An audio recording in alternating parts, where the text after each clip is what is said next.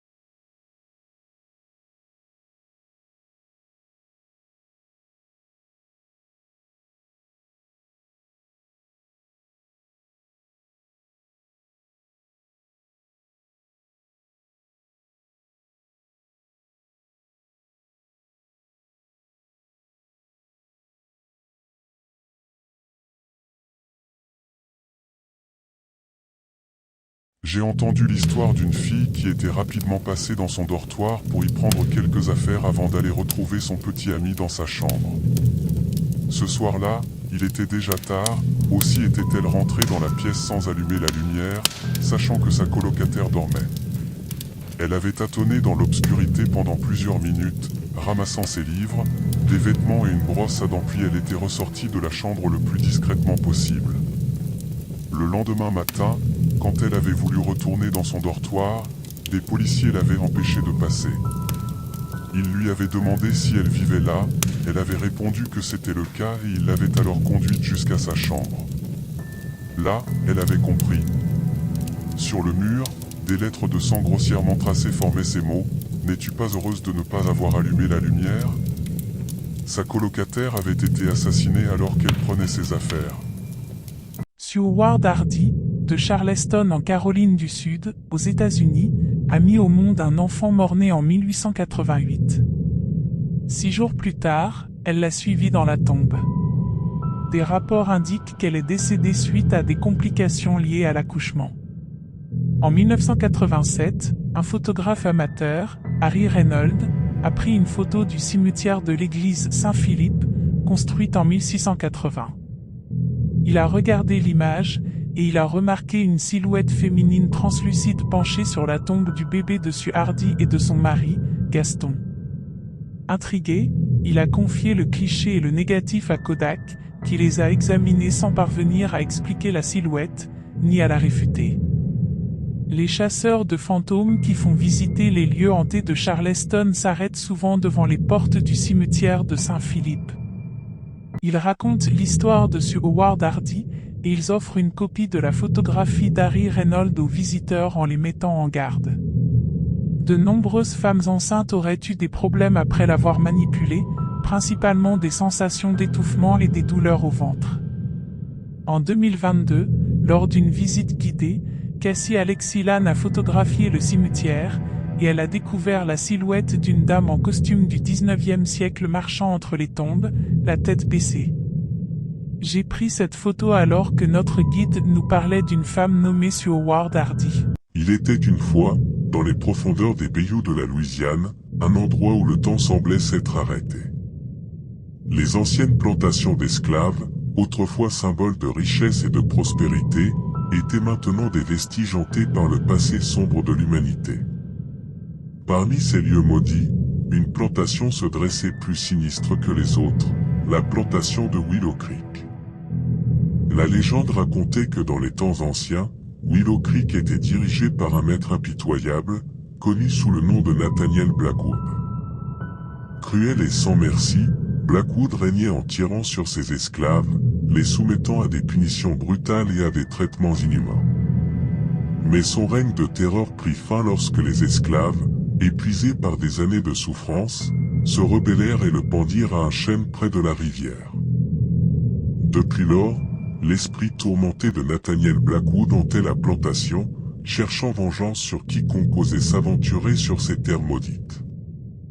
Les témoins rapportaient avoir entendu des gémissements lugubres dans les champs de coton, des chaînes cliquetaient dans la nuit, et avoir vu l'ombre sinistre du maître déchu rôder parmi les ruines.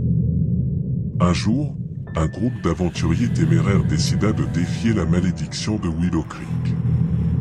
Armés de caméras et de courage, ils s'aventurèrent dans les ténèbres de la plantation, déterminés à percer ses mystères. Mais dès qu'ils posèrent le pied sur le sol sacré, une atmosphère glaciale enveloppa l'air, et les arbres semblèrent se pencher comme pour les avertir de leur présence indésirable. Malgré les avertissements, les aventuriers continuèrent leur exploration, ignorant les murmures des esprits qui les suppliaient de partir. Ils pénétrèrent dans la maison principale, où les murs suintaient de l'histoire sanglante de la plantation. Mais plus ils avançaient, plus les signes de l'activité surnaturelle devenaient évidents, des portes se refermaient d'elles-mêmes, des ombres se déplaçaient dans les coins sombres, et des voix chuchotaient des avertissements à leurs oreilles. Alors qu'ils atteignaient le grenier poussiéreux, le groupe découvrit un vieux journal, témoin silencieux des horreurs passées de la plantation. Ces pages jaunies révélaient les souffrances indicibles des esclaves et les actes impies de Nathaniel Blackwood. Mais avant qu'il n'ait pu en apprendre davantage, une force invisible les poussa violemment dans les ténèbres. Pris au piège dans un tourbillon de terreur, les aventuriers se battirent pour leur survie alors que les esprits de Willow Creek les tourmentaient sans relâche. Ils entendirent les lamentations des esclaves opprimés, virent les apparitions fantomatiques de ceux qui avaient péri sous le fouet de Blackwood, et sentirent la présence maléfique du maître déchu planer sur eux. Finalement, après des heures d'agonie, les aventuriers réussirent à s'échapper de la plantation, mais ils emportèrent avec eux les cicatrices de leur expérience. Car même si Willow Creek avait été laissée derrière eux, son emprise terrible que les aventuriers s'échappaient de la plantation de Willow Creek, leur cœur battait la chamade et leurs pas résonnaient dans la nuit, porteurs des échos terrifiants du passé. Ils avaient survécu à l'horreur indicible de la plantation maudite, mais ils savaient que leur cauchemar était loin d'être terminé.